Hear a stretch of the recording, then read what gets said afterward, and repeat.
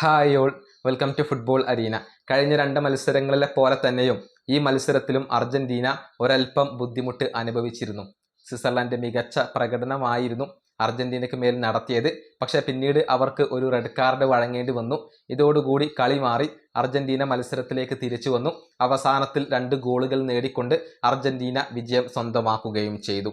ഏതായാലും ഈ മത്സരത്തെക്കുറിച്ച് സ്കലോണി ഇപ്പോൾ സംസാരിച്ചിട്ടുണ്ട്. നമ്മൾ റിയലിസ്റ്റിക് ആവേണ്ടതുണ്ട്, അഥവാ യാഥാർത്ഥ്യ ബോധ്യത്തോടു കൂടി നോക്കേണ്ടതുണ്ട്, കാണേണ്ടതുണ്ട്.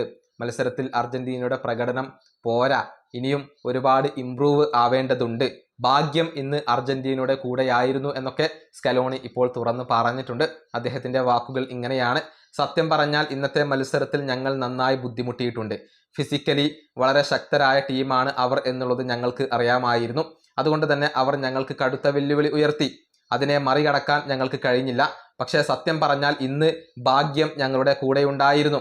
അവരുടെ ടീം അറ്റാക്ക് ചെയ്തുകൊണ്ടിരുന്ന സമയത്താണ് അവർക്ക് ഒരു റെഡ് കാർഡ് ലഭിച്ചത്.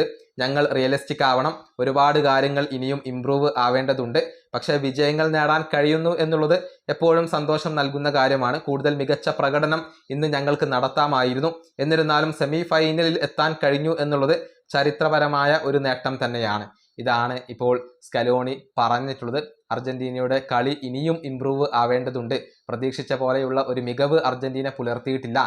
സത്യത്തിൽ ഭാഗ്യം ഇന്ന് അർജന്റീനയെ തുണച്ചു എന്നൊക്കെയാണ് സ്കലോണി ഇപ്പോൾ വ്യക്തമാക്കിയിട്ടുള്ളത്. ശരിയാണ്, അർജന്റീനയുടെ ആ ഒരു യഥാർത്ഥ കളി മികവ് ഇന്ന് കാണാൻ കഴിഞ്ഞിട്ടില്ല. പക്ഷേ മത്സരത്തിന്റെ അവസാനത്തിൽ അർജന്റീന തകർപ്പൻ പ്രകടനം നടത്തി. അതിന്റെ ഫലമായി കൊണ്ട് തന്നെയാണ് 2 ഗോളുകൾ അവർക്ക് നേടാൻ കഴിഞ്ഞിട്ടുള്ളത്.